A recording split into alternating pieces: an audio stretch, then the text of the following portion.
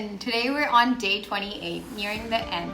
Today we're going to be talking about Ontario versus Quebec, Canada's two very different AI legal systems 2026.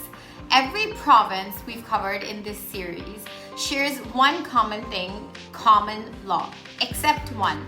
Today we're going to be talking about Quebec and why its artificial intelligence rules aren't just different, they're built on a completely different legal system.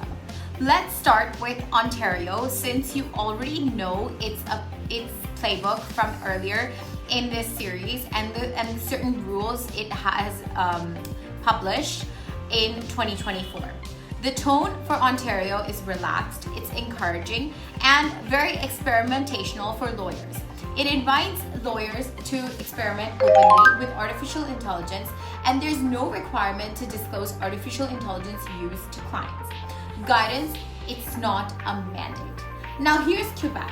The Bureau du Québec published its own guide in October 2024 called, in English, Generative Artificial Intelligence, a practical guide for responsible use.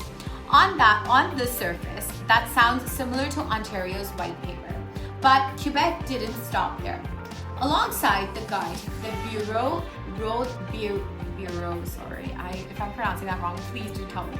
The Bureau rolled out a 7-hour training course on generative artificial intelligence developed with a research institute called Evado and folded it into a mandatory continuing education. And then, starting April 1st, 2026, Quebec went even further. It launched a fully mandatory training module for every single member of the Bureau or Law Society. Not optional, not a recommendation, required for every lawyer in the province. No other Canadian Law Society has gone that far. Ontario encourages, Quebec requires. Now let's talk about why Quebec's system is structurally different, not just merely stricter.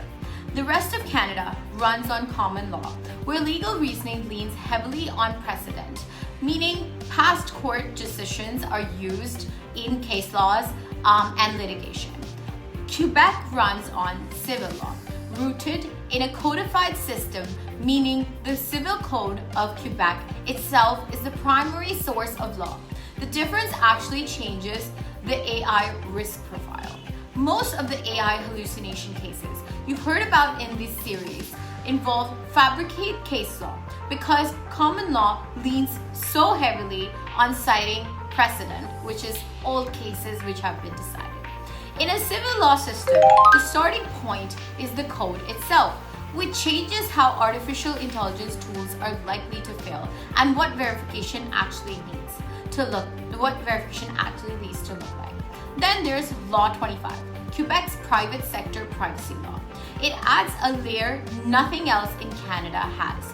Law 25 requires specific consent, handling data, residency rules, and privacy impact assessments, especially where artificial intelligence is involved in automated decision making.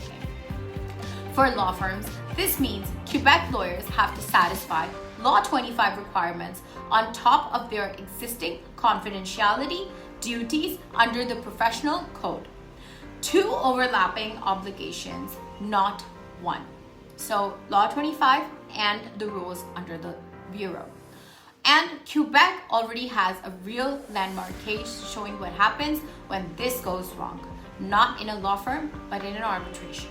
In 2026, the Quebec Superior Court, in a case called ARIHQ versus Santé Quebec, annulled an entire arbitral award.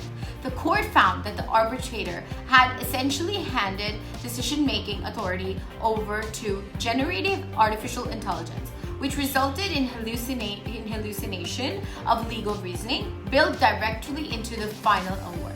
That's not a lawyer citing a fake case. That's an actual decision maker letting AI think for them. And the court unwinding the entire result because of it. So here's the real comparison. Ontario treats artificial intelligence governance as guidance you're trusted to follow and free to experiment much more. Quebec treats it like training. You're required to complete, layered on top of a different legal system and reinforced by privacy law with real teeth. Same country, two different provinces. Genuinely different approaches to the same technology used by all lawyers and majority of our population in now state. All the sources, including the Bureau de Quebec Guide, Law 25, and ARIHQ decision, are linked in the description below. Please do check them out. There are 2 videos left in this series, and I'm excited to see you for day 29 and day 30.